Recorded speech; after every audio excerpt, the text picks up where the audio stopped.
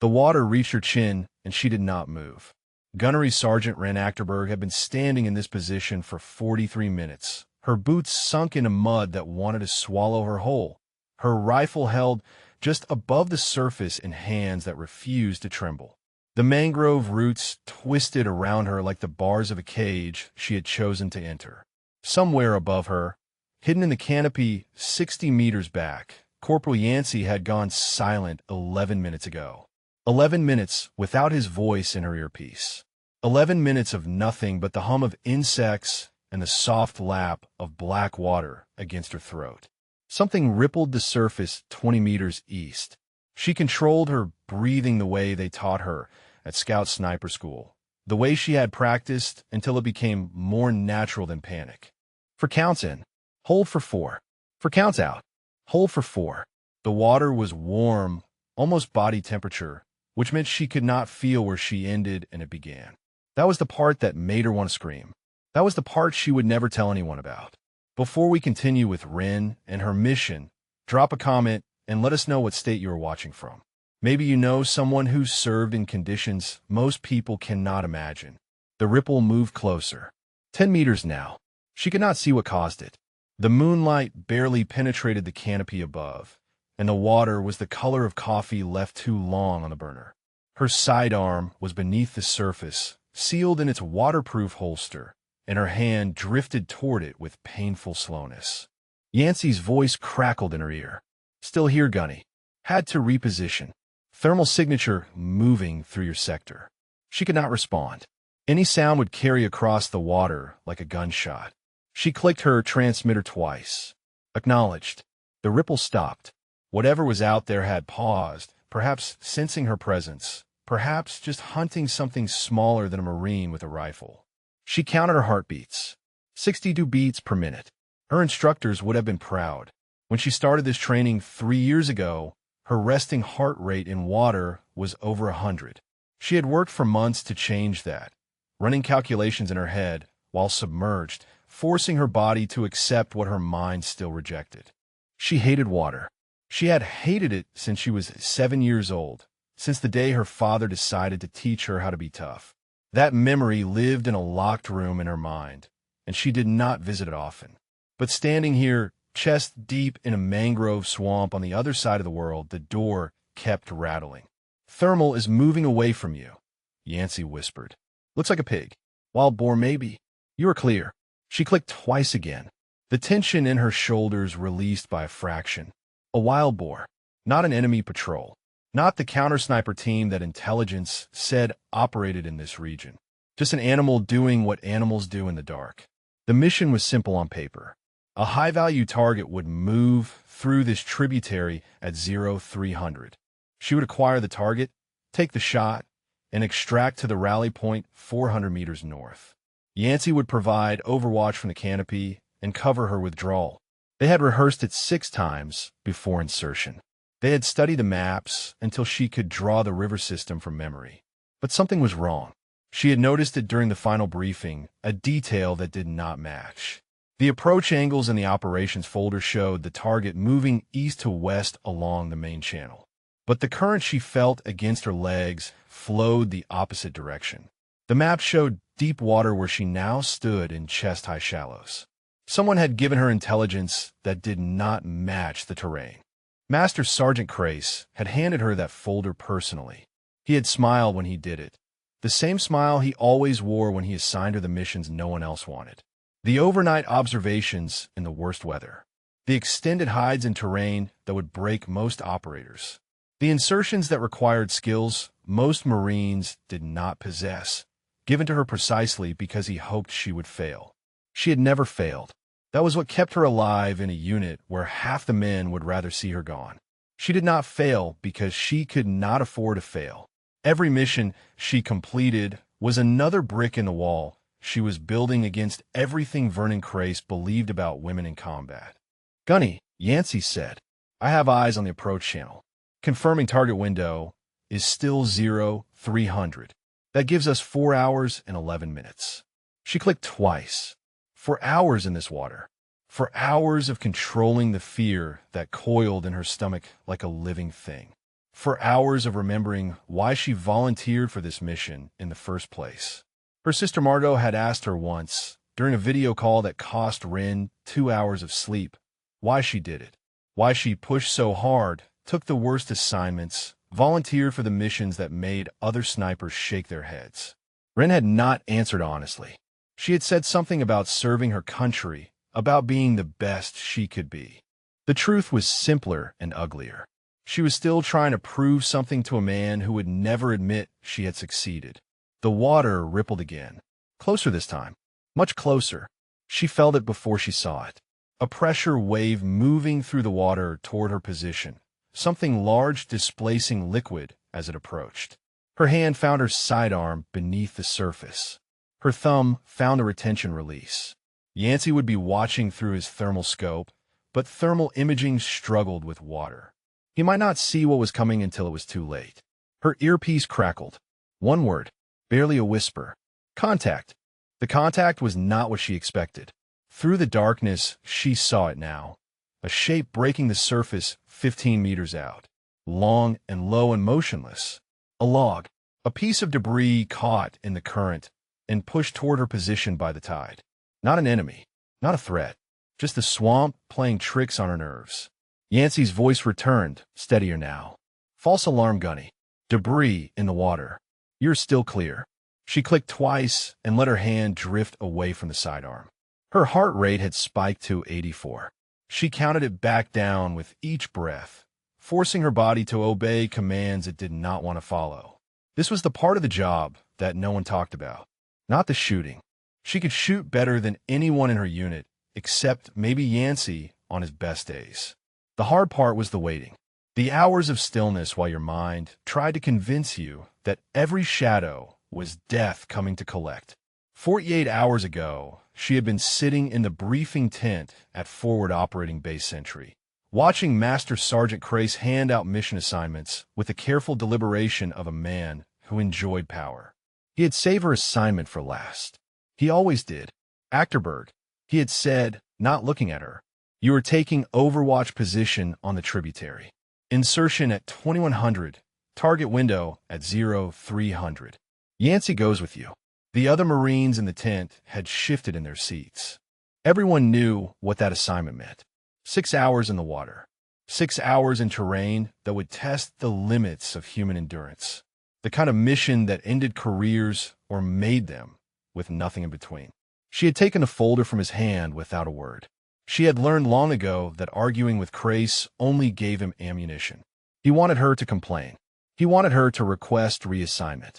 Every time she accepted his worst assignments without flinching, she saw something flicker behind his eyes. Frustration, maybe, or something darker. That night, reviewing the mission package in her quarters, she had found the first discrepancy. The terrain analysis showed water depth at 2 meters throughout the observation zone. But satellite imagery from 3 days prior showed exposed mud flats at low tide. Someone had used outdated depth charts. Someone had failed to account for tidal variation. She had corrected the calculations herself. She always did. Gunny, Yancey said, I need to tell you something. She waited. Yancey was not a man who spoke without purpose. In the 6 months they had worked together, she had learned to trust his instincts almost as much as her own. He had requested assignment as her spotter after watching her qualify at the range. Most Marines avoided working with her because of what Crace whispered in the enlisted clubs. Yancey had sought her out specifically. My scope is off, he said. The zero shifted during insertion. I checked it against my backup, and there is a 2 milliradian deviation. That should not happen with this equipment. She processed the information while keeping her body perfectly still. A 2 milliradian deviation at range meant missing a target by almost a foot. For a precision shooter, that was the difference between a clean kill and a complete failure. Scopes did not shift on their own, not the equipment they carried. Not unless someone had tampered with it. Can you compensate? She clicked once for the question. Already done. But Gunny, someone checked our gear before insertion. Signed off on it. She knew who had signed off on it. The same man who had handed her this mission. The same man who had been trying to end her career since the day she reported to the unit. Vernon Crace had served 22 years in the Marine Corps and believed with absolute certainty that women did not belong in combat. He had made that clear in 100 small ways. The assignments no one else would take. The evaluations that praised with faint words. The equipment that somehow always needed repair. But this was different. A miscalibrated scope was not an inconvenience. In the field, it was a death sentence. She thought about his son. Everyone in the unit knew the story, even though no one talked about it. Lance Corporal Derek Crace had died 4 years ago during an ambush in Helmand Province. He had been 21 years old. The official report said he died covering his team's withdrawal. The unofficial story, the one that Crace believed with religious fervor, was that he died because the female Marine in his fire team had frozen under contact. That Marine had died too, trying to drag Derek to cover after he was hit. But Crace did not remember that part. He only remembered that his son was gone and a woman had been there when it happened. Wren understood grief. She understood how it could twist a man into something unrecognizable. But understanding did not mean acceptance. Vernon Crace wanted her to fail, and he did not care if she died in the process. The water shifted around her legs. The tide was changing, just as she had calculated. In 3 hours, the depth would drop by nearly a meter, exposing more of the mud flats and changing the sight lines across the tributary. The mission folder had not accounted for this. If she had trusted that folder, she would have positioned herself in water too shallow to provide cover. Yancey, she clicked. What is your field of fire on the eastern approach? Limited. I have maybe 40 degrees of coverage. The canopy is too thick for a clean angle on anything past the first bend. That was wrong, too. The briefing had promised 60 degrees of coverage from the overwatch position. Another discrepancy. Another detail that did not match. She began to understand. This was not just sabotage. This was a trap built from paperwork and false intelligence, designed to put her in an impossible position. If she followed the mission folder exactly, she would be exposed when the tide dropped, positioned wrong for the shot, with a spotter whose equipment would fail at the critical moment. The after-action report would call it operator error. Crace would shake his head sadly and talk about how he had warned everyone that this would happen. But she had not followed the folder. She never did. She checked everything twice because she had learned long ago that no one was looking out for her. Not the Corps. Not her chain of command. Not her father, who had told her the day she enlisted that she was making the worst mistake of her life. Yancey, she clicked. New firing solution. I am sending coordinates. She transmitted the adjusted numbers through her wrist unit. The position she had calculated herself, based on current terrain, real tidal data, and her own assessment of the approach angles. The position that would actually work. Yancey was quiet for a moment. Then his voice came back, and she could hear the grim smile in it. Gunny, these coordinates are 300 meters from what Crace briefed. You knew. She clicked twice. Of course she knew. She always knew. The water around her was still now. The false alarm had passed, but something else was moving out there in the darkness. Something she could not see, but could feel with the instincts that 3 years of combat had sharpened to a razor edge. Gunny, Yancey said, I am picking up another thermal signature. This one is not a pig. Human. Single contact. Moving tactical through the tree line on the eastern bank. Range for 100 meters and closing. She did not reach for her sidearm this time. She did not move at all. She simply waited, chest deep in black water, while somewhere in the darkness a hunter began to hunt. The hunter moved with the patience of a man who had done this before. Yancey tracked him through the thermal scope, whispering updates in a voice so low it barely registered as sound. 350 meters. Moving north along the ridgeline. Rifle slung. Scanning. She processed each detail while keeping her body frozen in the water. The target was not moving toward her directly. He was sweeping the terrain in a search pattern, methodical and professional. This was not a random patrol. This was a counter-sniper looking for exactly what she was. A Marine in the water with a rifle and a mission. 300 meters, Yancey said. He is setting up an observation point. I can see him deploying a thermal optic. She understood what that meant. Thermal imaging would cut through the darkness like the sun through fog. It would show her body heat against the cooler water, a bright signature announcing her position to anyone with the equipment to see it. She had counted on a canopy to mask her from aerial observation. She had not counted on a ground-based thermal sweep. But the water was warm, almost body temperature. That was why she had chosen this position during her own mission analysis. The ambient heat of the mangrove system would blur the boundary between her body and the environment. It would not make her invisible, but it would make her harder to distinguish from the dozens of other heat sources in the swamp. The decomposing vegetation, the animals moving through the shallows, the pockets of warmer water where underground springs fed the tributary. She had planned for this. She had planned for everything. Because Vernon Crace had spent 2 years trying to kill her with bad assignments and worse intelligence. And she had learned to anticipate the ways a man could try to end you without ever pulling a trigger himself. "Gunny," Yancey said. "He is scanning your sector. Hold position." She did not need the reminder. She could feel the weight of the enemy's attention sweeping across the water like a searchlight. Somewhere in the darkness, a man was looking for her through a lens that could see heat. Somewhere in the darkness, a man was deciding whether she lived or died based on whether he could distinguish her warmth from the warmth of the swamp. The seconds stretched into minutes. She counted them by heartbeats. 63 beats per minute. Her body wanted to run. Every instinct she had screamed at her to move, to find cover, to do something other than stand perfectly still while death looked for her. But she had trained those instincts into submission years ago. She had learned to trust the stillness more than the fear. "He is moving on," Yancey said, continuing north along the ridge. "He did not acquire you." She clicked twice, but she did not relax. The enemy sniper was still out there, still hunting, still sweeping the terrain for targets. He had passed over her position once. He might not pass over it again. The water rippled against her throat. Something else was moving now, something in the water itself. She felt it before she saw it. A pressure wave pushing through the shallows, larger than the debris that had startled her before. Much larger. She looked down without moving her head. The moonlight caught scales. A long body sliding through the water 10 meters to her left. The distinctive ridge tail of a saltwater crocodile. Her heart rate spiked to 90.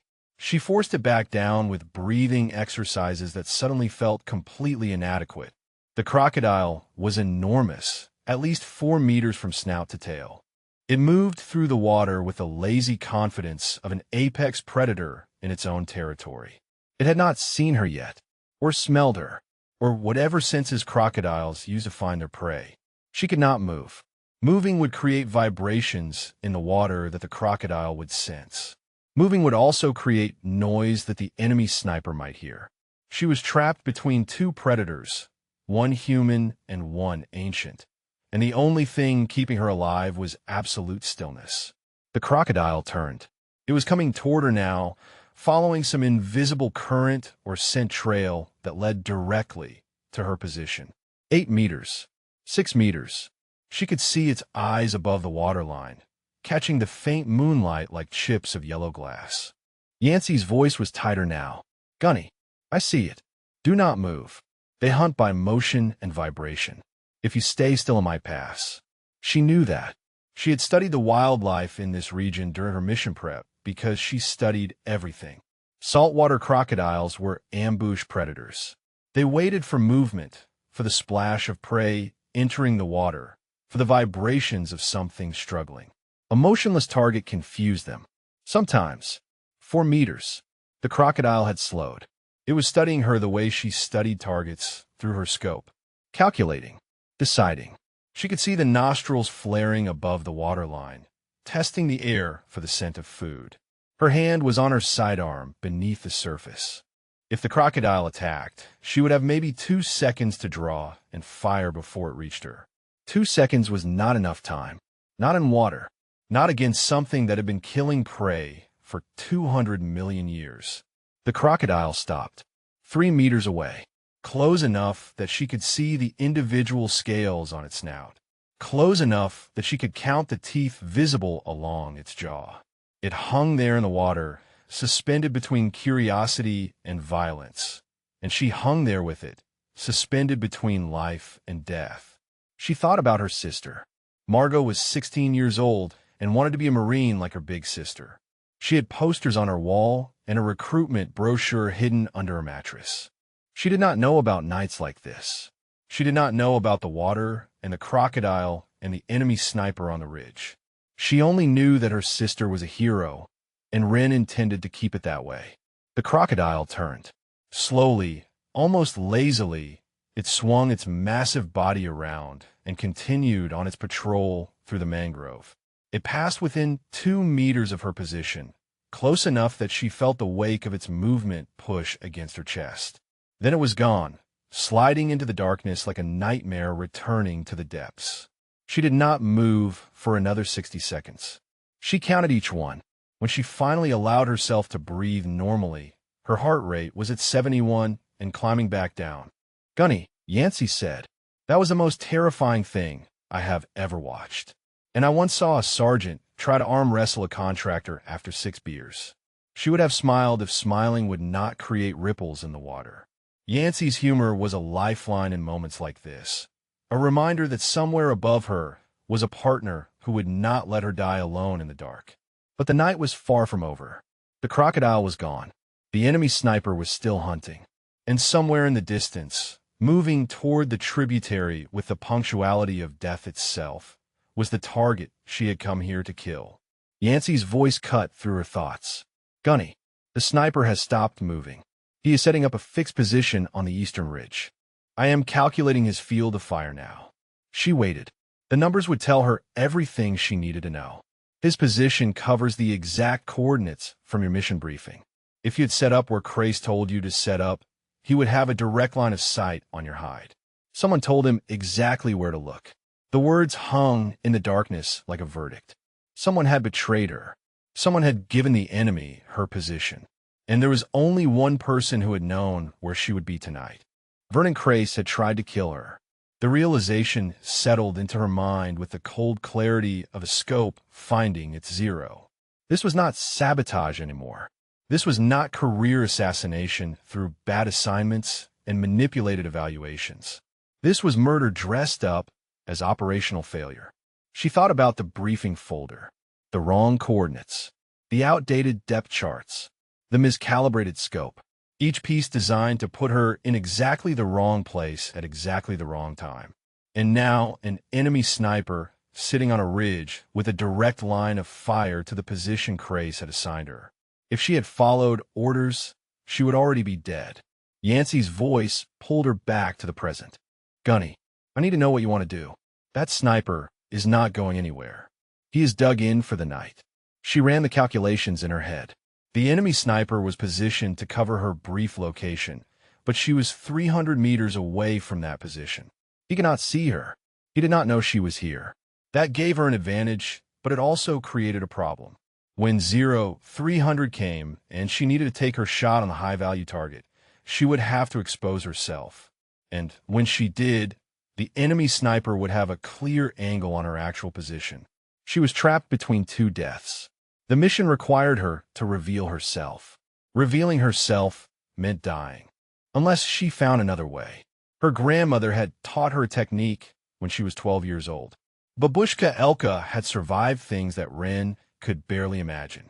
She had hidden in root cellars while soldiers searched the farmhouse above. She had walked through checkpoints with forged papers and a face that betrayed nothing. She had learned to find a stillness so complete that she became invisible, not to the eyes, but to the instincts, the part of the human mind that sensed when it was being watched. Ren had thought it was superstition when she first heard the stories. But Scout Sniper School had taught her that the old woman was right. There was a state beyond simple stillness, a place where the body stopped broadcasting its presence to the world. Heart rate below 50, breathing so shallow it barely moved the chest. Muscles so relaxed they stopped generating the micro-tremors that even the calmest people produced. She had achieved that state exactly 3 times in her life. Once during final qualification, once during her first combat deployment, and once in a hospital room, holding her mother's hand while the machines went silent. She would need to find it again tonight. The water shifted around her as the tide continued its slow retreat. She could feel the level dropping, millimeter by millimeter, exposing more of her body to the air. In 3 hours, she would be standing in water that reached only her waist. In 4 hours, when extraction was supposed to begin, she would be nearly exposed. The timeline was not her friend. "Gunny," Yancey said, "I have been running angles. There's a window. When you take the shot on the HVT, I can engage the enemy sniper simultaneously, suppressing fire. It would not kill him, but it would keep his head down for maybe 3 seconds. Enough time for you to displace. 3 seconds. In combat, 3 seconds was either an eternity or nothing at all." She clicked twice. Acknowledged. But there was another problem.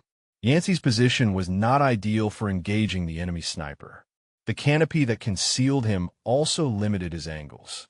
He would be firing through gaps in the foliage, hoping to hit a target he could barely see. The odds were not good. She thought about her father. She could hear his voice in her head, the same voice that had followed her through boot camp and scout sniper school and every deployment since. "You do not belong here. The Corps does not need women trying to prove something. You're going to get yourself killed. And for what? To show me I was wrong." He had never said those exact words. He did not need to. She had read them in his silence every time she called home. In the way he changed the subject when she talked about her work. In the way he looked at her dress blues like they were a costume she was wearing to spite him.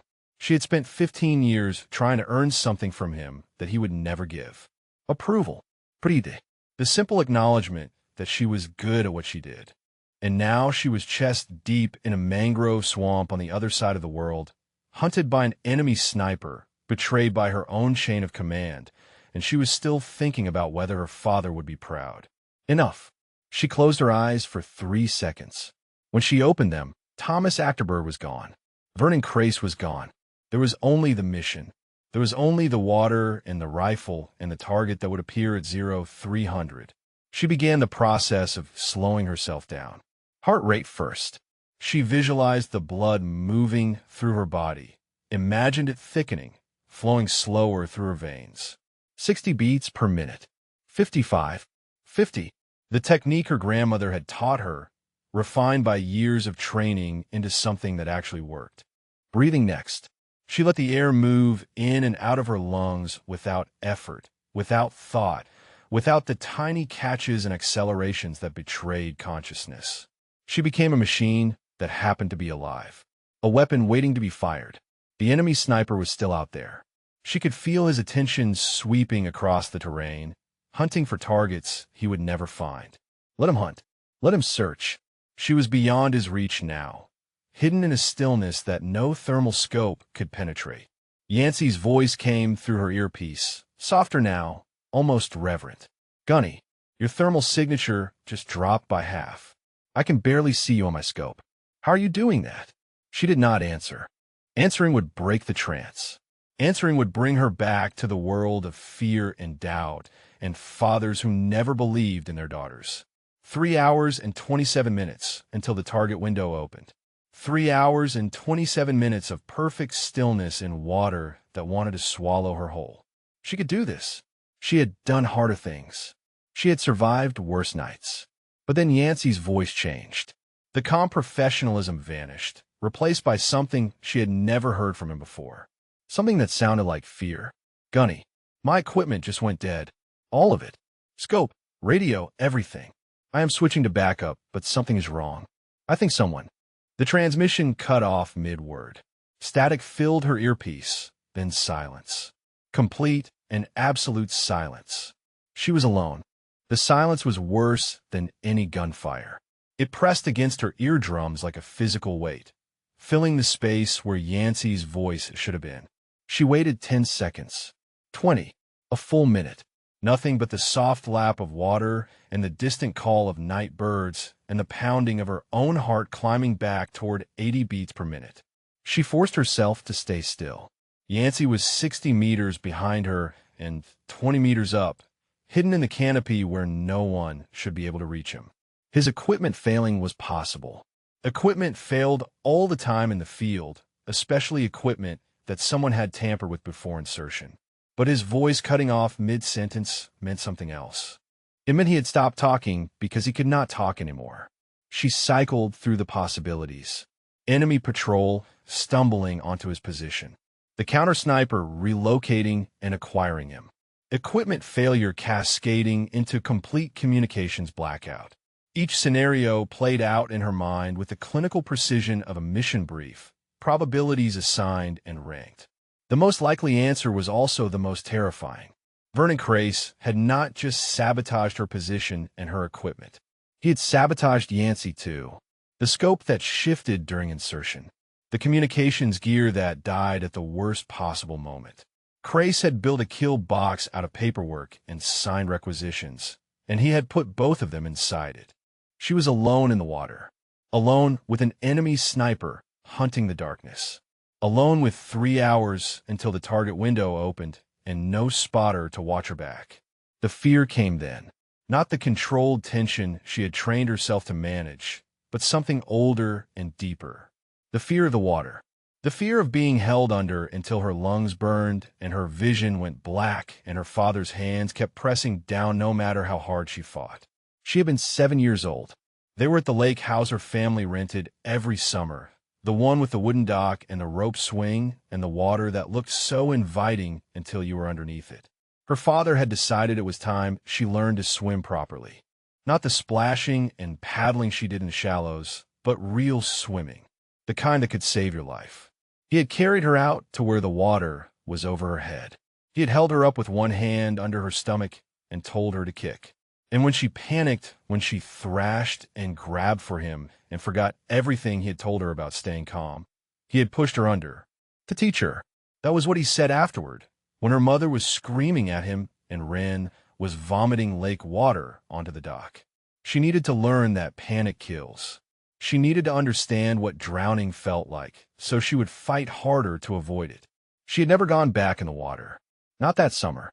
Not any summer after. She had avoided pools and lakes and oceans with the dedication of someone avoiding poison.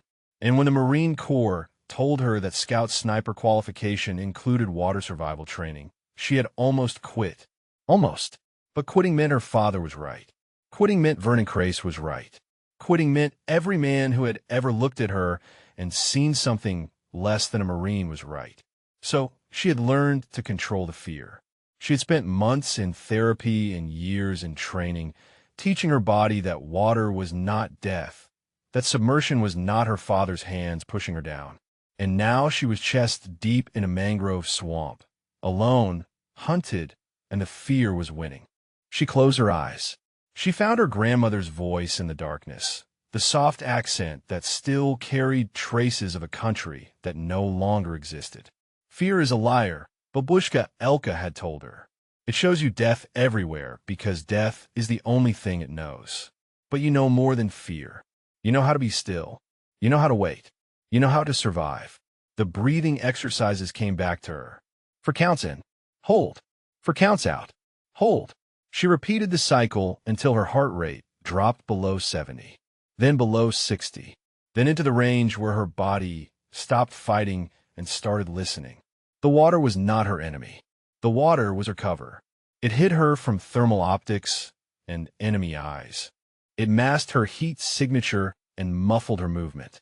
The water was keeping her alive, and she needed to remember that. 3 clicks sounded in her earpiece. Short, deliberate, a pattern. Yancey. He was alive. His voice transmission was dead, but his manual signaling still worked. 3 clicks meant he was operational, but could not speak. 2 clicks would mean he was compromised. 1 click would mean abort. She clicked back twice. Acknowledged. Ready. A pause. Then 3 more clicks followed by a longer pause and 2 quick clicks. He was moving to secondary position. His primary hide was compromised somehow, but he was adapting. He was still in the fight. The relief washed through her like warm current. She was not alone. Yancey was still out there, still watching, still ready to cover her when the moment came. His equipment had failed, but he had not. That was the difference between a good Marine and a great one. Good Marines trusted their gear. Great Marines trusted themselves. She settled back into the stillness. The fear was still there, lurking at the edges of her consciousness like the crocodile that had passed through her sector. But she knew how to live with fear now. She knew how to make it into something useful. A warning system instead of a cage. The tide continued to drop. The water was at her chest now, slowly receding toward her waist. In 2 hours, she would need to reposition to maintain cover. In 3 hours, she would need to break that cover entirely to take the shot that would justify everything she had endured tonight. But first, she needed to solve the problem of the enemy sniper. He was still out there on the ridge, still watching the wrong position, still waiting for a target that would never appear where he expected it. When she fired on the HVT, he would hear the shot. He would calculate her position from the sound, and he would have a clear angle on her before she could displace. Unless she gave him something else to think about. She began to plan. The enemy sniper expected her to be in one location. Yancey was moving to a new position. The HVT would arrive at 0300, and somewhere in that triangle of variables, there was an answer that would keep her alive. Her earpiece crackled. One click. Pause. For clicks. Yancey was signaling coordinates. A new position. A new angle. She translated the clicks into numbers and felt something shift in her chest. Not hope exactly. Something harder than hope. Certainty. Yancey had found the solution, and now she knew exactly what she needed to do. Yancey's new position changed everything. He had relocated to a secondary hide that none of them had briefed because it did not exist in the mission folder. He had found it himself during the insertion, a natural platform in the canopy that gave him an angle on the enemy sniper's flank. When a moment came, he would not just suppress. He would eliminate. She translated his click patterns into a tactical picture and felt the pieces falling into place. The enemy sniper was watching the wrong position. Yancey had eyes on the enemy sniper. She had a clear lane to the tributary where the HVT would appear. 3 points of a triangle that suddenly worked in her favor instead of against her. But there was still the question of how the enemy knew where to look in the first place. She had been running that calculation since Yancey first identified the sniper's position. The coordinates in her mission folder were classified. The only people who knew where she was supposed to set up were the Marines in her unit and the command staff who approved the operation. The enemy should not have had that information. Could not have had that information, unless someone gave it to them. She thought about Vernon Crace sitting in the briefing tent, handing her a folder with a smile that never reached his eyes. She thought about 22 years of service and a dead son and a hatred that had curdled into something toxic. She thought about a man who believed so completely that women did not belong in combat that he was willing to get one kill to prove it. But Crace did not have direct contact with the enemy. He could sabotage equipment and manipulate coordinates, but he could not call up an opposing force and tell them where to place a sniper. There had to be someone else. A link in the chain she was not seeing. Her earpiece crackled with static. Then Yancey's voice came through, broken and patchy but audible. Backup comms online. Limited range, but functional. Gunny, I need to tell you something. She clicked twice. Listening. Before insertion, I ran a diagnostic on my equipment. Standard protocol. But I found something in the firmware. A modification I did not authorize. Someone inserted code that would kill my primary systems after 6 hours of operation. Exactly when the target window opened. She processed that information while the water lapped against her throat. Firmware modification required access to their equipment before deployment. It required technical knowledge and time and the authority to handle classified gear without raising suspicion. Crace was a master sergeant. He had all of those things. But firmware modification also required a specific skill set. Crace was infantry. He was not a communications specialist. He did not have the expertise to write malicious code and hide it in military equipment. Someone helped him. Yancey continued, his voice steadier now. I traced the modification signature. It matches a pattern I have seen before. Contractor work. Private military. Someone outside the Corps wrote that code. The picture shifted again. Crace was not working alone. He had outside help. Someone with technical skills and access and a willingness to help murder a Marine for reasons she could not yet understand. She clicked once. Question pattern. Who? I do not know yet. But Gunny, there's something else. The code was designed to transmit our position before it killed the equipment. A burst transmission. Encrypted. I blocked it when I found it, but if I had not run that diagnostic, the enemy would have known exactly where we were the moment we went dark. The enemy sniper on the ridge was not a coincidence. He was not a random patrol that happened to be sweeping the area. He was positioned and waiting because someone told him exactly where to look. The only reason he was watching the wrong position was because she had ignored her orders and moved 300 meters from the coordinates Crace had given her. Crace had tried to kill her with paperwork. When that failed, he had tried to kill her with technology. And when that failed, he had tried to kill her with an enemy bullet. 3 layers of murder hidden behind plausible deniability and the fog of war. She should have felt fear. She should have felt rage. Instead, she felt something colder and more useful. Clarity. Vernon Crace had made a mistake. He had built his trap, assuming she would follow orders like a good Marine. He had not accounted for the fact that she had stopped trusting the system years ago. Every mission, every briefing, every piece of equipment that passed through his hands got checked and double-checked because she had learned that survival meant trusting no one but herself. He had tried to kill her with her own obedience, but she had never been obedient. She had only been patient. Gunny, Yancey said, what do you want to do? She considered the question. The mission was still viable.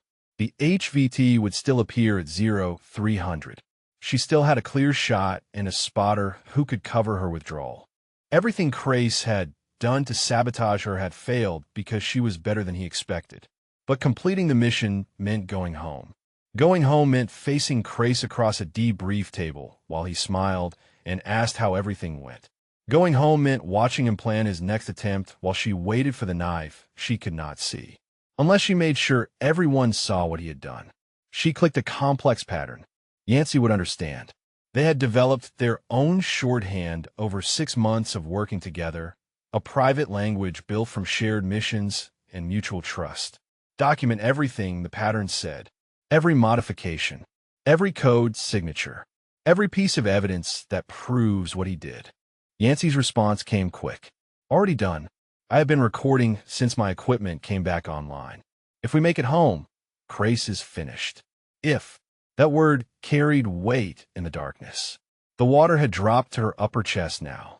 The tide was retreating faster than she had calculated, exposing more of her body with each passing minute. She needed to reposition soon or risk being visible when the sun came up. But first she had a promise to keep.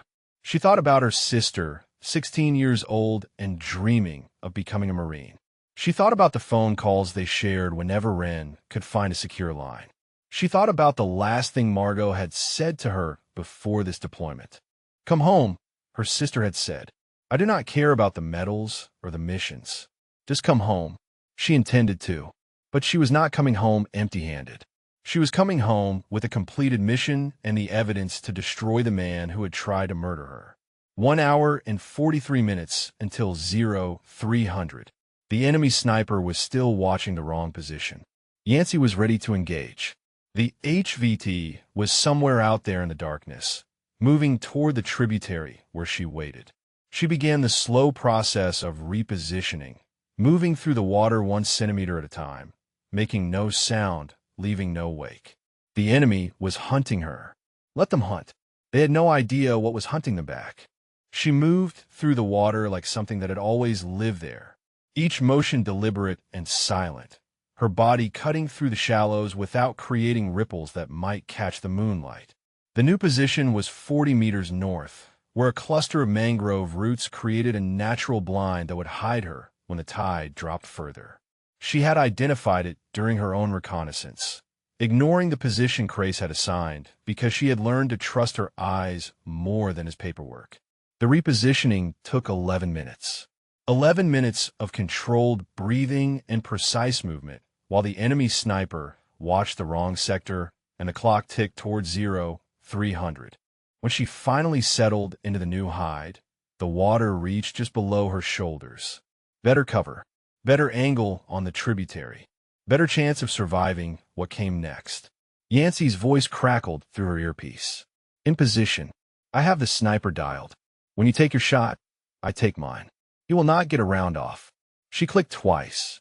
The plan was simple. Simple plans worked. Complicated plans fell apart when bullets started flying and nothing happened the way you expected. 1 hour and 12 minutes until the target window. She used the time to run through her preparations one more time. Rifle elevated slightly to keep the action dry. Scope zeroed to her own calculations, not the sabotage settings from the mission folder. Breathing steady at 54 beats per minute. Body temperature matched to the water around her. She was ready. She had been ready for hours. The waiting was the hard part. Her mind drifted to places she usually kept locked away. Her mother's funeral 3 years ago. The cancer had taken 8 months to kill her, 8 months of hospital visits and false hope, and watching someone she loved disappear piece by piece.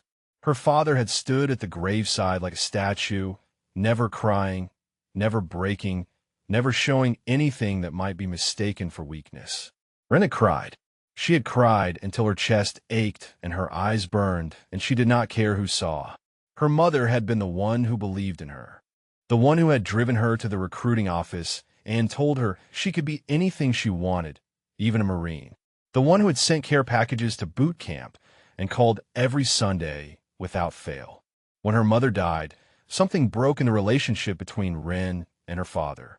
Not that it had ever been whole, but there had been a buffer, a translator, someone who could interpret his silence into something that felt like love. Without her mother, there was only the silence. She wondered if he would come to her funeral, if Grace succeeded someday, if she died in some swamp or desert because a man decided she did not belong. Would Thomas Achterberg stand at her graveside like a statue? Would he cry for her the way he never cried for his wife? Stop it. She pulled herself back to the present. The past was a luxury she could not afford right now. The future was an abstraction. There was only this moment, this water, this mission. Everything else was noise. But the thought of her sister would not leave her alone. Margot was the reason she had survived this long. Not the mission, not the medals, not the need to prove her father wrong. Margot, 16 years old with their mother's eyes and their father's stubbornness and a dream of following her big sister into the Corps. Ren had never told her the truth about what service really meant. The fear and the boredom and the moments of violence that changed you in ways you could not explain. She had told her about the camaraderie and the purpose and the pride of wearing the uniform. She had shown her the good parts because the bad parts were hers to carry alone. But if she died tonight, Margot would learn the truth. She would learn about Grace and the sabotage and the man who had murdered her sister with paperwork and malicious code. She would learn that the Corps her sister loved had harbored a killer in its ranks. And she would still enlist. Ren knew her sister well enough to know that.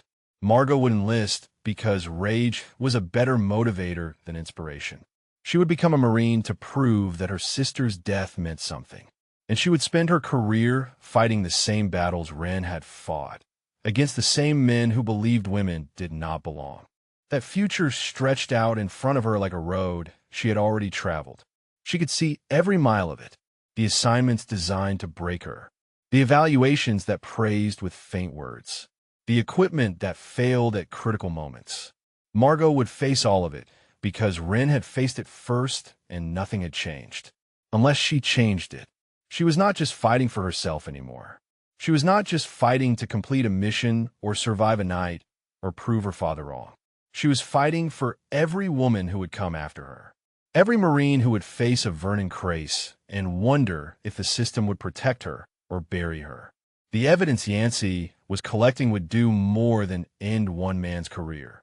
It would expose a pattern. It would force the Corps to confront what it had allowed to happen. It would create a record that could not be ignored or classified or forgotten. She was going to burn Vernon Grace to the ground. Not for revenge. For Margot. For every sister who dreamed of serving and deserved better than what the Corps had given Ren. Gunny, Yancey said, I am picking up movement on the tributary. Advanced security element. 3 boats. They are early. She felt her heart rate spike and brought it back down with a single breath. Early meant the timeline was compressing. Early meant less time to prepare and more chance of something going wrong. She clicked twice. Acknowledged. The advanced security would sweep the area before the HVT arrived. They would look for exactly what she was. A hidden threat in the darkness, waiting to strike. If they found her, the mission was over. If they found Yancey, they were both dead.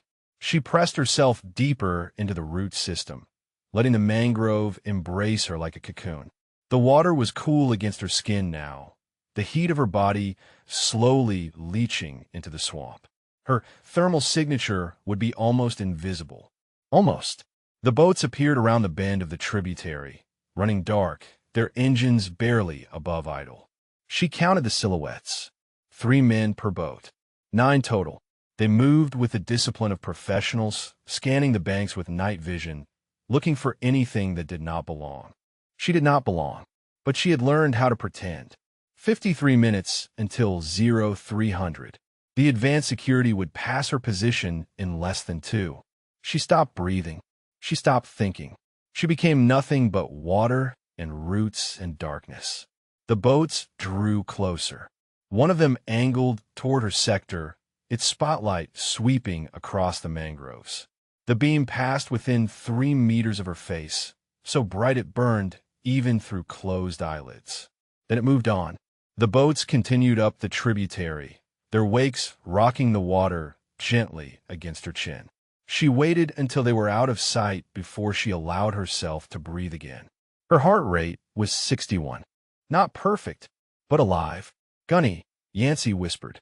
The HVD boat just appeared on the horizon. 47 minutes out.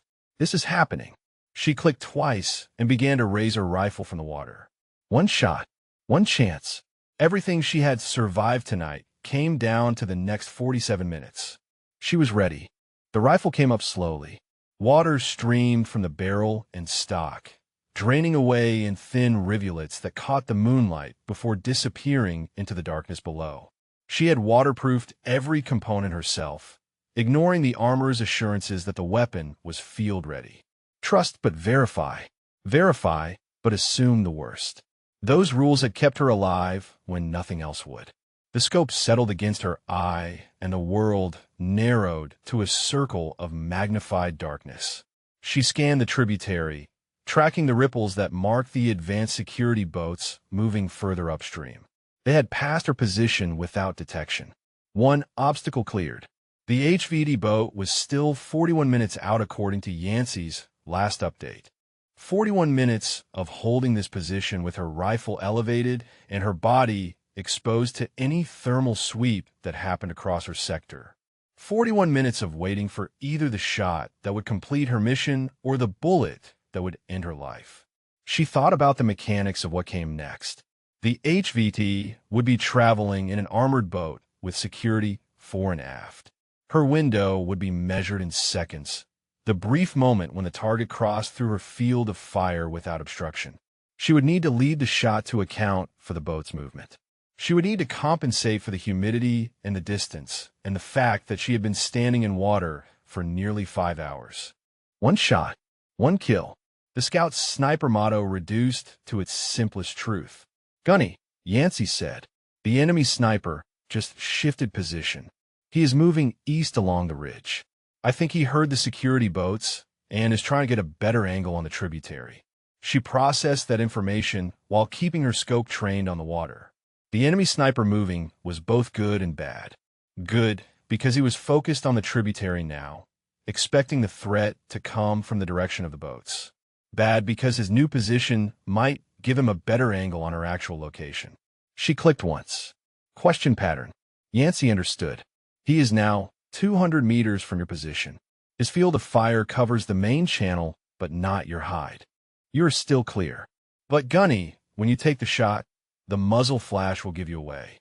He will have maybe 4 seconds to acquire and fire before I can put him down. 4 seconds. Longer than 3. Still not enough time to displace through water without being seen. She ran the calculations again. After she fired, she would need to drop below the surface immediately. Full submersion. The thought sent a spike of fear through her chest that she forced back down with practiced discipline. She would need to stay under for at least 10 seconds while Yancey engaged the enemy sniper. 10 seconds of darkness and pressure and water closing over her head. 10 seconds of drowning. No, not drowning. Surviving. There was a difference. Drowning was what happened when you panicked, when you let the water win. Surviving was what happened when you controlled the fear and used it instead of letting it use you. She had done this in training. She had spent hours in the pool at Scout Sniper School, learning to operate underwater, learning to hold her breath until her lungs screamed and then hold it longer. She knew her limits. She knew she could last 60 seconds if she had to. 10 seconds was nothing. 10 seconds was everything. The HVD boat appeared at the edge of her scope. Still distant, still just a shape on the water, but moving toward her with the inevitability of a bullet already fired. She counted the escort formation. 2 boats flanking the main vessel. Additional security she had not been briefed on. Another detail Crace had omitted from her mission folder. She adjusted her calculations. The escort boats would complicate the shot. They would be watching the banks, looking for exactly what she was. She would need to time her fire for the moment when their attention was elsewhere, when the natural rhythm of the patrol created a gap she could exploit. 23 minutes. Her arms were beginning to burn. Holding a rifle in firing position was difficult enough on solid ground. Holding it while standing in water, fighting the subtle currents that tried to push her off balance, was something else entirely. She locked her elbows and pressed the stock tighter against her shoulder, creating a stable platform through pure muscle tension. Yancey's voice came through low and steady. I have a solution on the enemy sniper. Center mass. He is not moving. When you fire, I fire. He will be dead before he knows we are here. She clicked twice. The plan was set. All that remained was execution. 18 minutes. The HVD boat grew larger in her scope. She could make out individual figures now, silhouettes moving on the deck. The target would be inside the cabin, protected by armor plating and armed guards. She would have one angle, one moment when he stepped onto the deck to observe the passage through the narrowest part of the channel. Intelligence said he always did this. The regional commander liked to watch his territory pass by, liked to remind himself of what he controlled. Vanity and routine. The 2 things that got powerful men killed. 12 minutes. She found her breathing rhythm. For counts in. Hold. For counts out. Hold. Her heart rate dropped to 49, the lowest she had ever achieved in a combat situation. Her body was a machine now, optimized for the single purpose of sending a bullet through the air and into a target. 8 minutes. The escort boats began to spread out, taking positions on either side of the channel. They were entering the narrow passage where she had set her trap. The timing would be critical. She would have maybe a 3-second window when the target was visible and the escorts were focused on the banks ahead rather than behind. 5 minutes. She could see the cabin door on the HVD boat. Closed. The target was still inside. She tracked the movement of the guards, memorizing their patterns, looking for the gap that would give her the shot. 3 minutes. Yancey whispered, "Guards are rotating. Targets should emerge in approximately 90 seconds based on the patrol schedule." She clicked once. Acknowledged. Her finger found the trigger. Not pressing. Not yet. Just touching. Feeling the resistance. Knowing exactly how much pressure it would take to send death across the water. 90 seconds. The cabin door opened. A figure emerged. Tall. Broad shoulders. The uniform of a regional commander with enough medals to weigh down a smaller man. He stepped onto the deck and turned to face the channel ahead, watching his territory pass by with the arrogance of a man who believed he was untouchable. She exhaled half a breath. The crosshairs settled on center mass. The world contracted to a single point of focus. The escorts were looking forward. The guards were looking forward.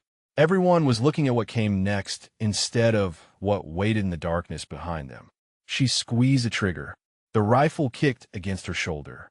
The report echoed across the water like thunder. And somewhere on the ridge, 200 meters away, another rifle spoke in the same instant. Then she was underwater, the surface closing over her head, and everything went dark. The water swallowed her whole. She felt it close over her head like a fist, felt the pressure against her eardrums, and the sudden absolute silence that replaced the echo of her rifle. Her eyes were open, but there was nothing to see. Only darkness. Only the weight of the swamp pressing down on her from every direction. She counted. 1, 2, 3. Somewhere above her, bullets were cutting through the air. She could feel the vibrations through the water, the distant thump of rounds impacting the surface. The enemy sniper was firing at her last known position. Yancey was firing at the enemy sniper. The world above had become a killing ground, while she hid beneath it like a creature returning to the depths. 4, 5, 6. Her lungs were steady. She had taken a full breath before submerging, filling her chest with air that would keep her alive for 60 seconds if she needed it. She did not need 60 seconds. She needed 10. 10 seconds of darkness, and then she could surface and breathe and find out if her shot had found its mark. 7, 8. The vibration stopped. The firing had ceased. Either Yancey had killed the enemy sniper or the enemy sniper had killed Yancey. There was no way to know which until she surfaced. 9, 10. She pushed upward, breaking the surface as quietly as she could manage, gasping air through her nose while keeping her mouth closed against the brackish water that streamed down her face. Her rifle was still in her hands. Her scope was still intact. She was alive. Gunny. Yancey's voice in her earpiece, breathless but steady. Target down. Confirmed kill. Enemy sniper eliminated. You did it. She blinked water from her eyes and scanned the tributary. The HVD boat was drifting now, its engine cut, its deck in chaos. She could see figures running, could hear shouting in a language she did not speak. The escort boats were converging on the main vessel, their crews trying to understand what had happened. In the center of the deck, a body lay motionless. The regional commander, the man who had controlled this territory with an iron grip for 6 years. The man whose death would create a power vacuum that intelligence believed would cripple enemy operations for months. She had done that. One shot from the darkness, and the entire balance of power in this region had shifted.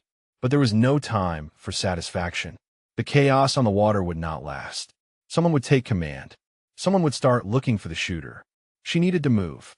She began displacing toward the rally point, moving through the water with the same deliberate silence she had used all night. The extraction helicopter was scheduled to arrive in 47 minutes.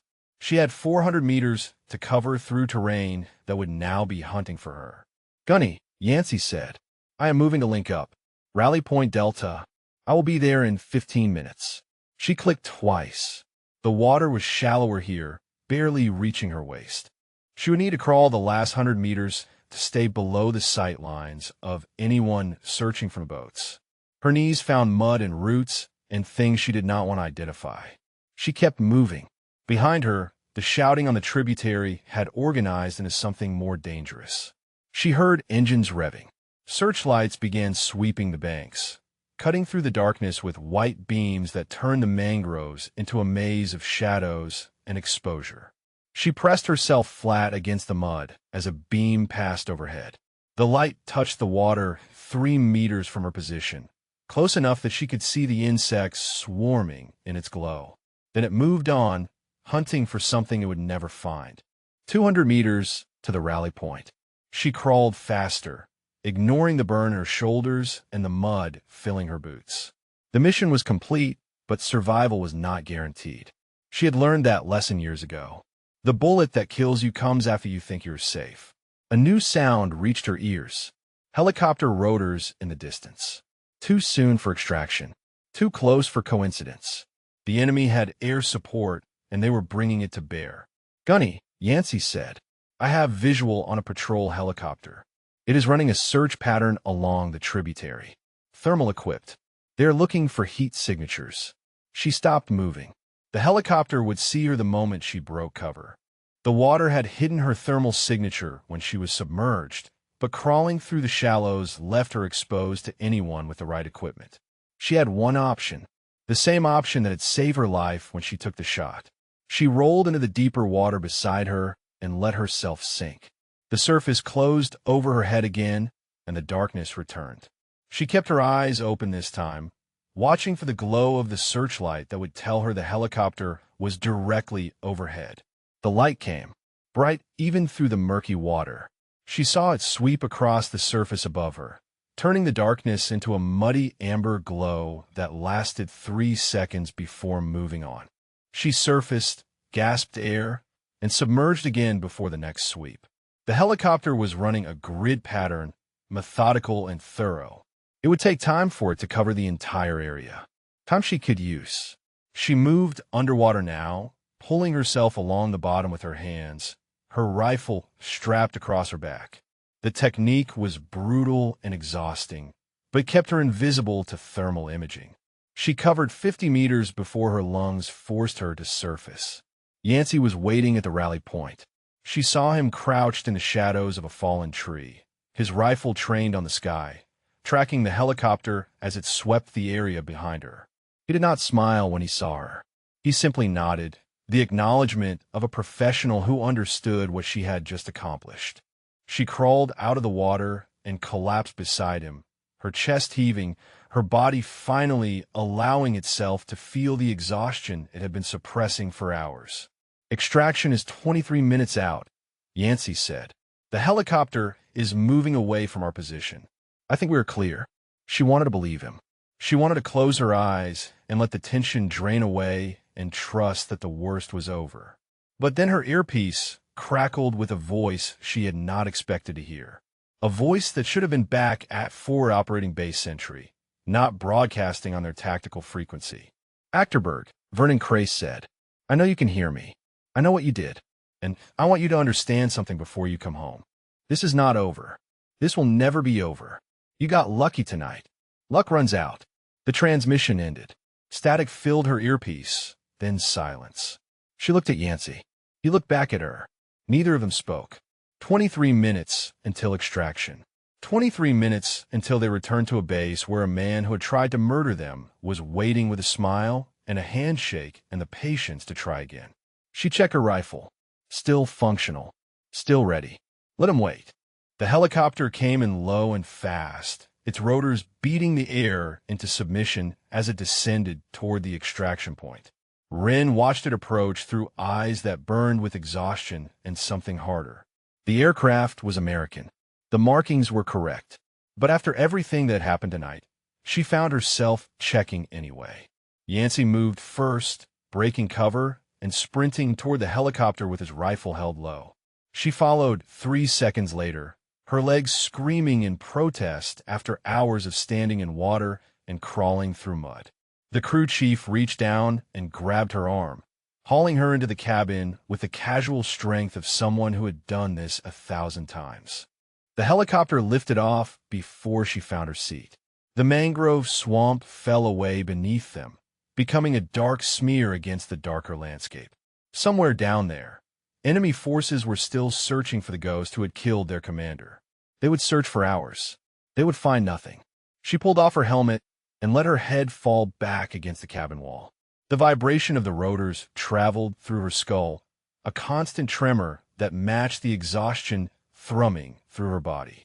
She had been awake for 31 hours. She had been in the water for nearly 6. She had killed a man and almost been killed herself, and now she was flying home to face a different kind of enemy. The crew chief leaned close to her ear. "Gunnery Sergeant Achterberg, I have orders to inform you that Colonel Vasquez wants to see you immediately upon landing. No debrief with your unit commander first. Straight to the colonel." She processed that information through the fog of fatigue. Colonel Vasquez was the base commander at FOB Sentry. He outranked Crace by enough that the master sergeant would have to stand at attention and smile while the colonel did whatever he intended to do. The fact that Vasquez wanted to see her before the standard debrief meant something had changed. She looked at Yancey. He was watching her with an expression she could not quite read. Something between concern and anticipation. "Gunny," he said, pitching his voice to carry over the rotor noise. "I transmitted the evidence packet while you were underwater. Everything I recorded. The firmware modifications. The code signatures. The equipment failures. It went straight to the intelligence officer on the colonel's staff. They have had it for 20 minutes. 20 minutes. Long enough to review the data. Long enough to understand what Crace had done. Long enough to decide what to do about it." She nodded slowly. Yancey had moved faster than she expected. He had not waited for permission or consultation. He had seen an opportunity and taken it, trusting that the evidence would speak for itself. The flight back to FOB Sentry took 19 minutes. She spent most of it staring at the darkness outside the window, watching the landscape scroll past like a memory she was already leaving behind. The swamp, the water, the 6 hours of fear and discipline that had tested everything she thought she knew about herself. She had survived. That was what mattered. She had completed the mission and documented the betrayal and made it out alive when every variable had been stacked against her. Whatever happened next, no one could take that away. The helicopter touched down on the landing pad at FOB Sentry, and she saw immediately that something was different. There were more people waiting than a standard extraction warranted. She counted 4 MPs in full gear, a lieutenant she did not recognize, and standing slightly apart from the others, Colonel Marcus Vasquez himself. She climbed out of the helicopter and snapped to attention, her body finding the posture automatically despite the exhaustion weighing down every muscle. Yancey fell in beside her, matching her stance. Colonel Vasquez walked toward them with the measured pace of a man who had already made his decision and was simply executing the final steps. He was tall and lean, with gray at his temples and eyes that missed nothing. He stopped 2 meters in front of her and studied her face for a long moment. "Gunnery Sergeant Achterberg," he said, "I have reviewed the intelligence packet Corporal Yancey transmitted. I have also reviewed the after-action data from your mission tonight. Before we proceed, I need you to confirm something for me. Did you deviate from your assigned mission coordinates?" She held his gaze without flinching. "Yes, sir. I relocated 300 meters north based on my own terrain analysis. The coordinates in my mission folder did not match actual conditions on the ground. And this relocation," the colonel continued, "did it contribute to your successful completion of the mission?" "Yes, sir. The assigned coordinates would have placed me in an exposed position with inadequate cover during the tidal transition. I would have been visible to enemy thermal imaging and within the direct field of fire of the counter-sniper element." The colonel nodded. He turned to look at someone behind him, and for the first time, Wren saw Vernon Crace. The master sergeant was standing between 2 MPs. His hands were not restrained, but his position made the situation clear enough. He was not here as a senior NCO awaiting a report. He was here as something else entirely. Crace's face was a mask. The same expression he always wore, controlled and professional, revealing nothing of what churned beneath the surface. But his eyes found hers across the distance, and she saw something there she had never seen before.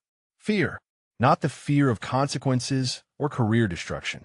The fear of someone who had built their entire identity on certainty and was watching that certainty crumble. "Master Sergeant Crace," Colonel Vasquez said, turning to face him fully. "Based on the evidence provided by Corporal Yancey and corroborated by mission telemetry, I am placing you under arrest pending investigation for attempted murder of a fellow Marine, sabotage of military equipment, and providing intelligence to enemy forces. You will be held in custody until transfer to NCIS jurisdiction." The words landed like artillery shells, each one detonating something in the air between them. Crace did not move. He did not speak. He simply stood there, frozen, as the MPs stepped forward and took his arms. But as they led him away, he turned his head one final time. His eyes met Wren's across the landing pad, and his lips moved. No sound came out, but she read the words anyway. This is not over. She watched him go. She watched the MPs escort him toward the detention facility on the far side of the base. She watched until he disappeared through a door and the night swallowed him whole. Then Colonel Vasquez was standing in front of her again, and his expression had shifted into something almost like respect. "Gunnery Sergeant," he said, "we need to talk about what you accomplished tonight, and what happens next." The colonel's office was small and functional, the kind of space that belonged to a man who cared more about results than appearances. Wren sat in a metal chair across from his desk, her uniform still damp, her boots leaving muddy prints on the concrete floor. She had not been given time to clean up. Whatever Vasquez wanted to discuss, it could not wait. Yancey sat beside her, equally disheveled, his rifle finally set aside after hours of carrying it through darkness and water. A lieutenant commander she did not recognize stood near the door, his uniform marking him as Navy intelligence rather than Marine Corps. His presence suggested that whatever was happening extended beyond the boundaries of FOB Sentry. Colonel Vasquez settled into his chair and opened a folder on his desk. He studied the contents for a moment, then looked up at her with an expression that balanced professional detachment with something warmer underneath. "Gunnery Sergeant," he said, "the target you eliminated tonight was Regional Commander Nguyen Duc Tang. He was responsible for coordinating enemy operations across 4 provinces. His death represents the single most significant tactical achievement in this theater in the past 18 months. I want you to understand the scope of what you accomplished." She absorbed that information without visible reaction.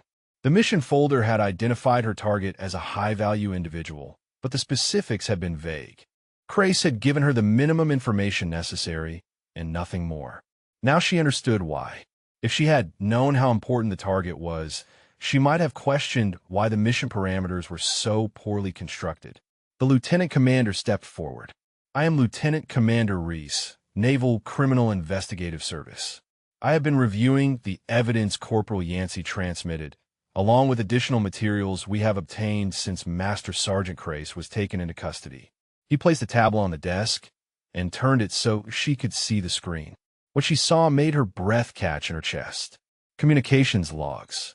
Encrypted messages between Crace and an outside contractor. Financial records showing payments to an offshore account. A pattern of sabotage stretching back 14 months, targeting not just her, but 3 other female Marines who had served in the unit before her. "One of them died," Reese said. "Staff Sergeant Elena Cordova. Killed in action 8 months ago during a mission with remarkably similar characteristics to yours. Bad intelligence. Equipment failures. A target that knew exactly where to look. We classified it as enemy action at the time. We were wrong." Ren stared at the screen. She had heard of Cordova. Everyone in the unit had. She had been the first female scout sniper to serve in their battalion, a legend whose death had been mourned and honored in equal measure. The official story was that she had been ambushed during an extraction. The unofficial story, the one Crace had whispered in mess halls and briefing rooms, was that she had made mistakes that got her killed. Lies. All of it. Crace had murdered her and used her death as evidence that women did not belong in combat. The other 2 survived, Reese continued. One was medically discharged after injuries sustained during a mission gone wrong. The other requested transfer after her equipment failed during a training exercise that nearly killed her. Neither incident was investigated as sabotage.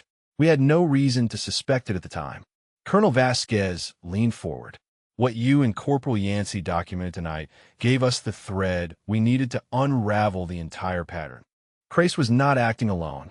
The contractor he worked with has connections to a private military company with its own agenda. We are still determining the full scope of the conspiracy, but it extends beyond a single bitter NCO with a grudge. She thought about Crace's face when the MPs led him away.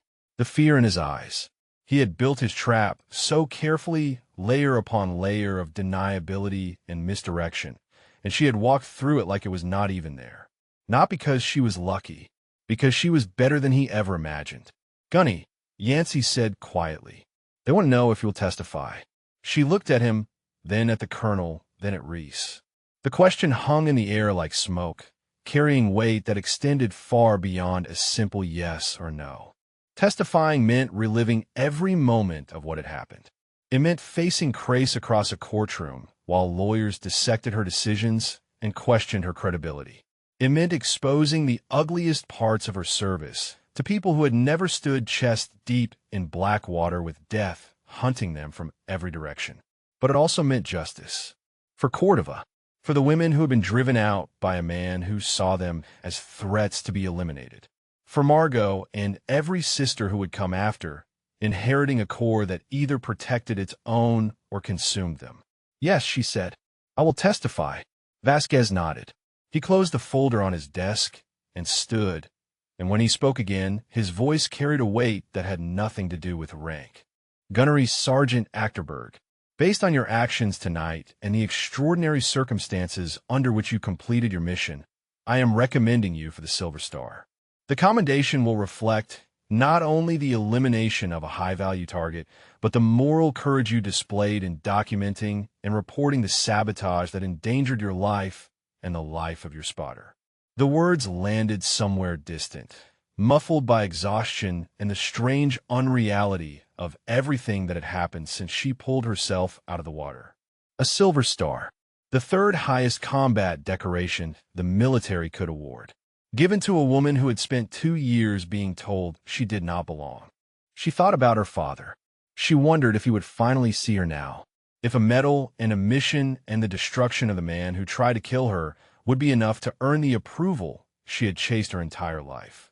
Then she thought about her sister, about Margot, who would enlist someday regardless of what anyone said, about the corps Margot would enter, shaped in some small way by what Wren had done tonight.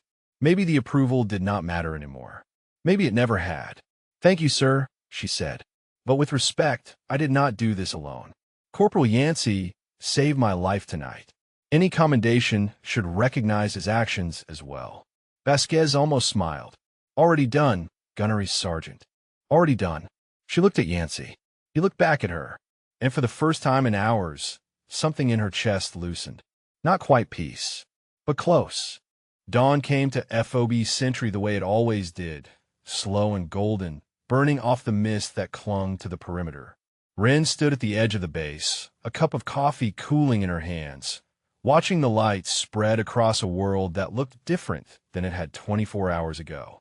The same buildings, the same fences, the same soldiers moving through their morning routines.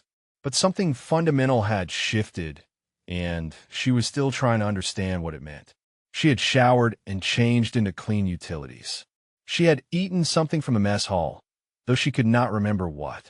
She had filed her after-action report with the careful precision of someone who understood that paperwork was its own kind of weapon.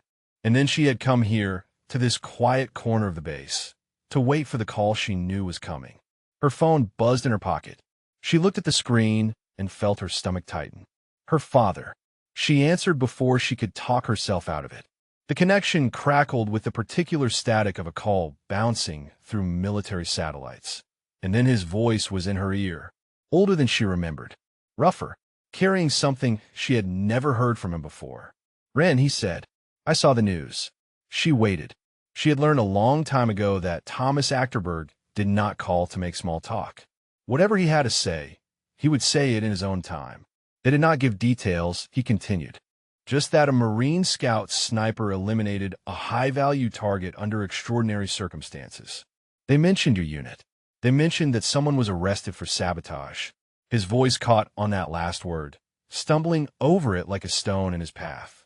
"I called your CO. He told me enough." She still did not speak. The coffee was cold in her hands. The sun was warm on her face. The world kept turning while she waited for her father to find words he had never learned how to say. "I was wrong," he said. 3 words. 30 years of silence. And he had finally found 3 words. "I thought I was protecting you," he continued. "When you were little. When I pushed you. I thought if I made you hard enough, the world could not break you. I did not understand that I was the one doing the breaking." She closed her eyes. She could feel the lake water closing over her head. She could feel his hands pushing down. She could feel the moment when she stopped fighting and started drowning. "Your mother tried to tell me," he said. "For years, she tried to tell me. I did not listen. I thought I knew better. I thought strength meant never showing weakness, and I tried to teach you that lesson the only way I knew how. I was wrong. I was so wrong." The tears came before she could stop them. They ran down her cheeks and dripped onto her uniform, dark spots spreading across the fabric. She did not wipe them away. She did not hide them. She let them fall, because hiding them had never made them stop. "I am proud of you," her father said. "I should have said it years ago. I should have said it every day. You are the strongest person I know, and it has nothing to do with anything I taught you. You became that on your own, despite me, not because of me." She opened her mouth to respond, but the words would not come. 29 years of waiting for this moment.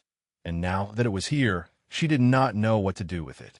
Margot wants to talk to you, he said. She's been up all night waiting for news. I'm going to put her on. But Ren, when you come home, I would like to talk. Really talk, if you will let me. She found her voice somewhere in the wreckage of everything she had believed about her father. I would like that, she said. I would like that very much. There was a shuffle on the line, and then her sister's voice exploded through the speaker, bright and fierce, and so alive it made Ren's chest ache. Ren, oh my God, are you okay? Dad would not tell me anything. He just kept pacing around the kitchen and making phone calls. I thought something terrible had happened. I thought you were hurt. I'm okay, Ren said. I'm okay, Margot. I promise. Her sister's voice cracked. I was so scared. When I saw the news, when they said a Marine was arrested for sabotage, I knew it had something to do with you. I just knew, and I could not do anything except wait. I hate waiting. I hate not being there with you. Ren smiled through her tears. You are here, she said. You have always been here. Every time I was scared, every time I wanted to quit, I thought about you. I thought about the person you're going to become. You kept me alive, Margot. You have no idea how many times you kept me alive. The line was quiet for a moment. When her sister spoke again, her voice was smaller, younger, the voice of a 16-year-old girl who had not yet learned all the ways the world could hurt her. I still want to be a Marine, she said. Like you.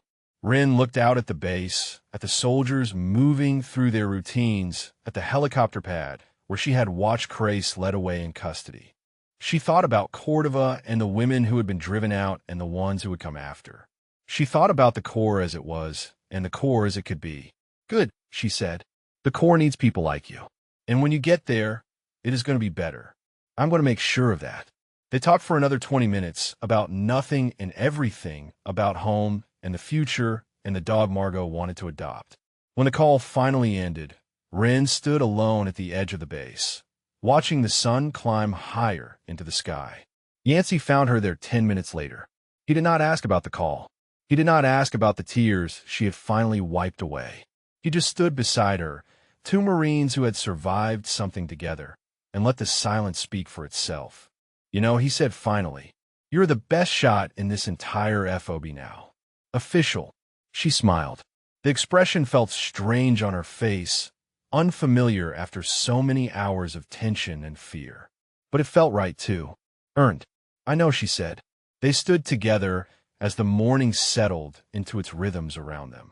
Somewhere behind her, the base was waking up, carrying on with the business of war and peace and everything in between.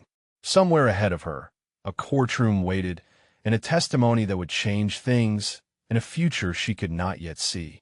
But right now, in this moment, there was only the sun and the coffee and the knowledge that she had walked into the darkness and walked out again. If this story moved you, drop a comment about what resonated most, or share if you know someone who faced impossible odds and found the strength to overcome. Sometimes our greatest victories come from the places we fear most. She finished her coffee and turned back toward the base. There was work to do. There was always work to do. But for the first time in longer than she could remember, she was looking forward to doing it. The water had tried to swallow her. The darkness had tried to claim her. A man who hated what she represented had tried to erase her from the world. She was still here. She was still standing.